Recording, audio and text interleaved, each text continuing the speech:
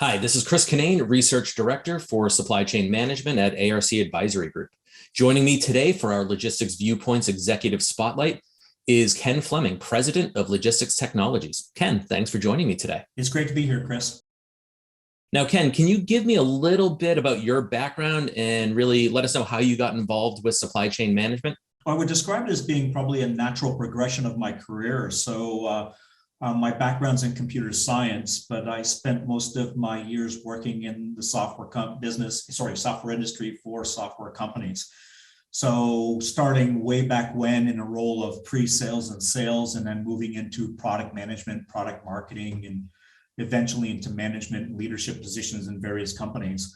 But along that journey, it focused on really the beginning, starting around EDI and e-commerce, and then evolving into application sets like collaborative planning, forecast replenishment, efficient consumer response, and eventually into transportation management. And now where my focus is with Logistyx Technologies around multi-carrier shipping. So if I look back and just based on the question, it's been a long road, but one that has been, a progression and development over time. So from a supply chain management perspective, I really have seen kind of the infancy or beginnings of supply chains and using technology to solve those problems into what's kind of the more modern approach today. Now, for those unfamiliar with Logistyx Technologies, can you tell me a little bit about the company and what you do? Sure, of course. So we're a young company. We started in May of 2017. We launched the business, but we took a look at the market and we basically saw an opportunity to serve the industry based on a lack of a solution or a company focused on solving the problem of multi-carrier shipping on a global basis. So if you look at the advent or the growth of e-commerce, and this is pre-pandemic, because we could talk about the pandemic and the impact as well, but pre-pandemic e-commerce growth and therefore the use of parcels and allowing for things like cross-border shipping was an up-and-coming initiative at the time in 2017. And so as a result, we saw an opportunity to enter into a market and become a leader instantly. And to do that, we took an approach of acquiring some key companies to help give us a jump start. So we didn't start from scratch. We acquired 3 companies at the beginning. One was a company called Agile Networks, and they specialized in the North American market around selling and implementing multi-carrier technology into the North American market. We also acquired a company called ADSI, Advanced Data Systems, and they were specific to, they provided the software technology around multi-carrier shipping for the small to medium enterprise type market. So they were very complementary to us from a North American perspective. What was missing on our mission was something that would address the global market or the non-North American piece. So we included the acquisition of Pantechnic International, and they had the shipping technology to address multi-carrier outside of the North American market, and probably more importantly, access to non-North American carriers on a global basis. So for us, the original formula of bringing these 3 companies together allowed us to jumpstart providing our customers not just with technology, but technology and the people to service them on a global basis. About a year later, we added a company called Transparix that's based in the Netherlands. And that was really to it was add more customers internationally, but it also provided us with extended technology to add things into our product portfolio, such as control towers, visibility, and business intelligence. So overall, today what we have is that we have two product lines. One we refer to as TME Enterprise, which is a solution that we offer on multi-carrier shipping to global and enterprise-sized companies.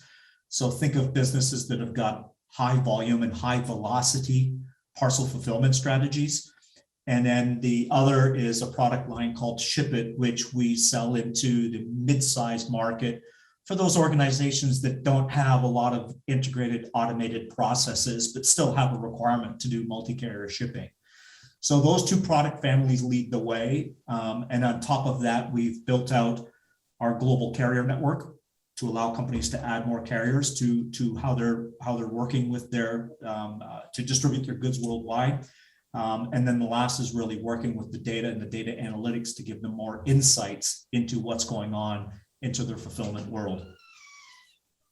Well, you mentioned, the pandemic and how that obviously changed everything for global supply chains. And, as we've seen, obviously the last 18 plus months has been very challenging. For the most part, the supply chain solutions have weathered the storm, a little bit better than many other industries. Why do you think that is? And what can you say about the state of parcel shipping today? Well, weathering a storm is a great description of this. And, if I go back and I'm just talking about now the impact to our customers and who we serve. So the immediate reaction, and what are we thinking here? Probably so get to the March timeframe of when the pandemic and the restrictions around the pandemic were first starting to impact our nations worldwide. And our customers were reacting to it with immediate caution, right? So what do I mean by that? It was almost every project was put on hold. Don't do anything.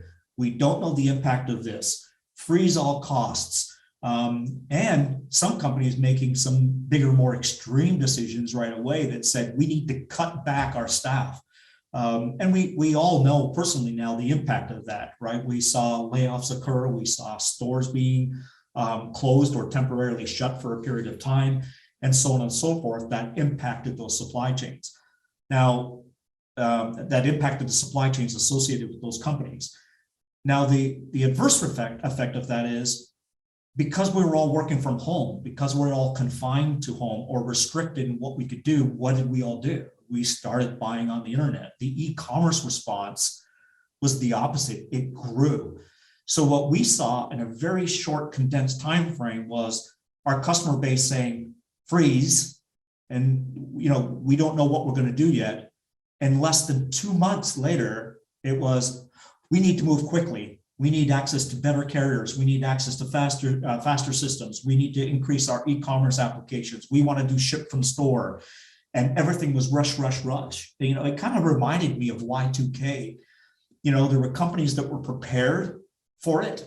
And then there were those that had that last minute response to it. And I think the same thing is true here. So the companies that, when you think of pandemic, it's supply chain disruption. It's a disruptor to the supply chain.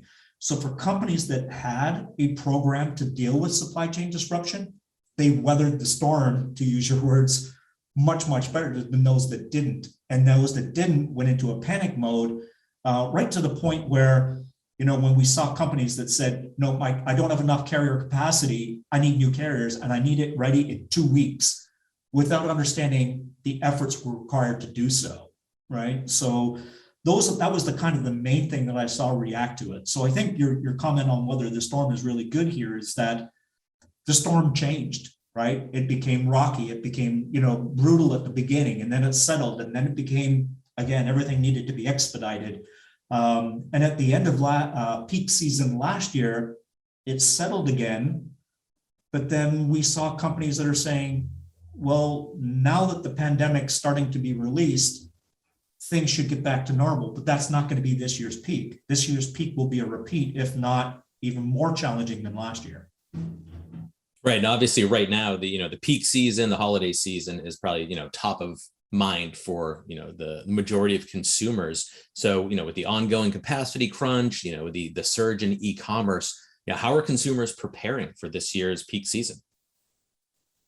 Well, from a consumer perspective, if I look at what they are doing in preparation for things like the Christmas holiday season, the consumer, I think are looking at two things. One is consumers are looking to shop early. They're aware, the news is reporting the fact that supply and demand are going to be a major challenge. So again, I think the ones that are planning for it are the ones that are going to start shopping early.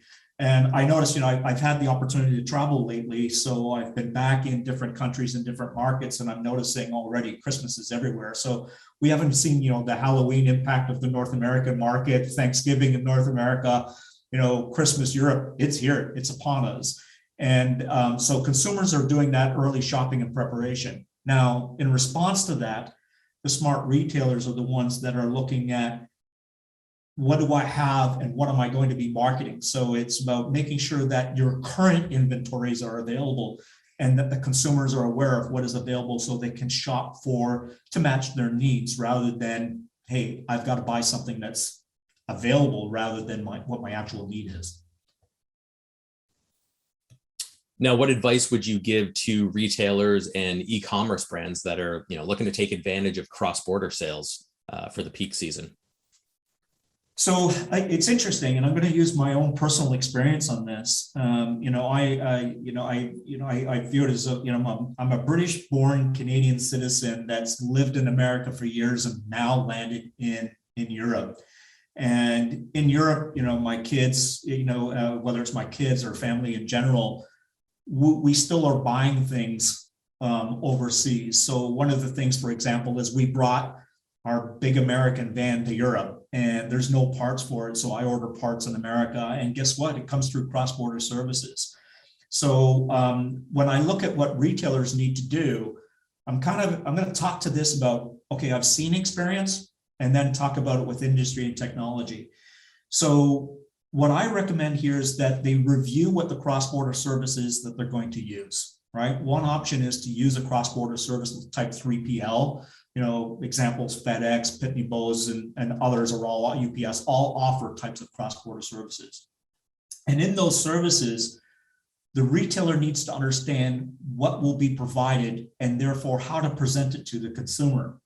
And what I mean by that is that any consumer that's shopping doesn't want that hidden surprise. The last thing you want to do is find out that the goods you've bought are going to be subject to duty at the end after you've bought them. I mean, what are you going to do? To return it mid-flow, or are you going to pay the extra penalty around duties that you weren't expecting? Or if there's any extra shipping costs. So making sure that those are transparent upfront in the purchasing process, to me, is key to having that successful customer satisfaction process.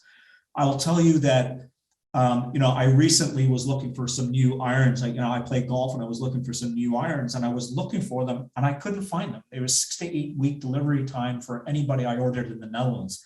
And I thought, interesting. And I happened to do a trip back to Canada and I thought, I know, I'll check there. Same thing. I couldn't get my specific requirement fulfilled in the Canadian market and the lead time couldn't do it while I was on my trip. So then I was running out of options. I found them in the UK. And the UK retailer that had them had an embedded cross-border service. I didn't have to worry about the fees and they arrived here, no duties declared, all ready to go. I'm a happy shopper. And for me, that experience now of buying from a UK company, even though I don't live there, it became a moot point. I'm more than happy to do it because I had a great experience. On the other hand, there's two scenarios where, going back to my van story a minute ago, I need to get parts and Nissan Parts in the United States for me partner with FedEx cross-border, and they made it a very seamless process yet again. So if I have to order a specific part, that part comes in, it's cleared through customs, all as a part of the process. There's another retailer in a carrier service. I won't disclose who they are, but I'll give you that as a counter example. The retailer sold to me. I was really happy with the product. I wanted that product, but in the end, the cross-border service was the big surprise because I was informed of the shipping fees. I knew what I'd have to pay, but the surprise was once it landed here, the duties applied to that product were significant, and even to the point that they were almost equal to the price of the product I was buying. Then my experience changed completely. I've now said, that's now a retailer that even though they said, hey, great news, we can ship to you in your market, that hidden cost, that hidden process that was attached discouraged me. So why I bring this up is it's key for a retailer to understand not just the service they're selecting and how they're going to do it, but how it's going to be represented to their consumers. And then the back end process of how that's going to work and fulfill perspective. Are you evaluating that process with the consumer? And there are winners and losers on this. But in my particular example, FedEx, cross-border, and DPD for the European example I gave, both of them had very good experiences. So from a technology provider perspective, what we do, we link our customer systems into those carriers, but it's the carrier service that's provided that needs to be passed on so that consumers are aware of what they're buying and getting on the other end. Are there any other trends in the market that you're seeing or that your customers are talking about? Yeah, so yeah, that's a great question. For this one, I'd have to take it from the perspective of, which type of customers. So Logistyx is a company, we service many different markets, manufacturers, retailers, 3PL, third-party logistics providers that use our technology to fulfill their parcel delivery on behalf of their customers, pharma, life sciences, so many different verticals. So I can give you some couple of highlights. Manufacturing, for them, what we're seeing is they're trying to either create or enhance their online presence of their direct-to-consumer business. So brands that are putting up their own websites, so they're doing their own fulfillment that's not going through a third-party retailer or distributor that they would have.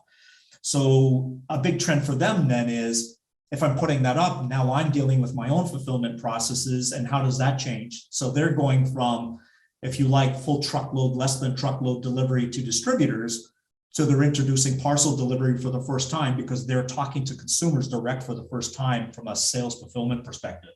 So that's a big initiative in the manufacturing side.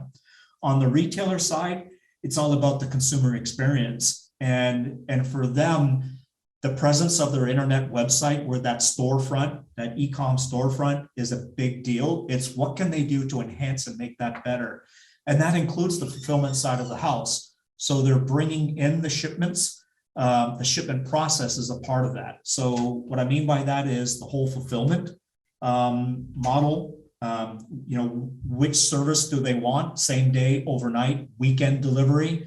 Are there costs associated with that? And let the consumer decide that as a part of the buying decision. Giving them visibility to track and trace information real time, so that as a consumer, you know exactly when you're going to receive the product. And then the third part is making the returns process simpler, right? So that they have the experience to see what's going on from that perspective. So that's kind of the retail initiatives, many. If I just do life sciences to give you an aspect of this, and I talk about life sciences pharma, driven by the pandemic, we're doing a lot more home-based deliveries with respect to pharma and life sciences stuff, everything from test kits to your actual pharmaceuticals that you have delivered to your home. And in that case, then they're also increasing what they're doing on the parcel side. So for them, it's about visibility, accountability, proof of delivery to make sure that the right person's receiving the goods. So a very clear and direct channel from point of origin to delivery. But it's also a big initiative around data sensitivity and security. Remember that because we're dealing with healthcare information that includes the delivery of healthcare items, then that information has to be protected. So those companies are looking for organizations that not only provide the technology, but provide the technology in a secure manner. So those are the big ones across those types of industries. And then I would add one more that's impacting them all, and that's carrier capacity. So because of the pandemic, because of both pandemic that's caused a reduced workforce, think about the truck driver shortages that are impacting us worldwide right now, but then combine that with the increased capacity requirements for e-commerce growth, it really has created that perfect storm. So because of that, carriers are either have or are limiting capacity with their customers because they just don't have it. So they can't contract for more than they can carry. So as a result, companies are looking to manage that capacity and looking for alternative carriers to be able to support and complement their overall fulfillment strategies. Now, when talking about retail, you brought up returns as part of that. And I want to finish up our time today with a question on that for you. So, obviously the emphasis on the holiday season is all about getting packages delivered on time, but product return season begins immediately after. What can retailers do to get ahead of the returns rush, and what should consumers expect? So I think, I think we've probably all read the reports that having a good returns process is key to having, return customers come back to your sites from an e-commerce perspective. It's about making it, it's not necessarily simple, it's about making it easy, right? So what I think of is that how easy is a returns for the consumer to process. So I know personally, again, the ones I like are the ones where the label's in the box, right? So I don't have to think. All I need to do is, put the label on the box to return it, the goods that I'm not going to use, and I chuck it off or drop it out, at the drop station so that it's processed by the carrier. Once those things happen, for example, in that one, as soon as the carrier scans the return good, the retailer knows that good is back in their network because they see the visibility of the inbound goods from a returns process. So it's a smart and efficient way to do it. There are others that are a little more complicated that involves getting a returns authorization or being able to reach out to be able to get that returns transaction done. From that perspective, my advice again is make that simple, make it easy. If it's complicated, are you going to charge a customer to return? Things like that will make the consumer think or make them have to think or determine or potentially impact their experience with you as a retailer. To me, those are the things that are key to having a good consumer experience and therefore returning to back to shop again. Now, on the technology side of it, frankly, that is pretty simple, right? Generating the label, making sure there's a transaction, whether it happens in a returns authorization process or pre-generated included in the box, technology can handle that part of it. So to me, it's not a technology problem, it's a business process challenge, and it's one that the retailers need to experience as if they were the consumer. Have they tried it themselves? How easy is it to return the goods? And the better the experience, the more return shopping that can occur. Well, Ken, I want to thank you for joining me today and sharing your insights. Great. It's a pleasure, Chris. My guest today was Ken Fleming, president at Logistyx Technologies. Thank you for watching.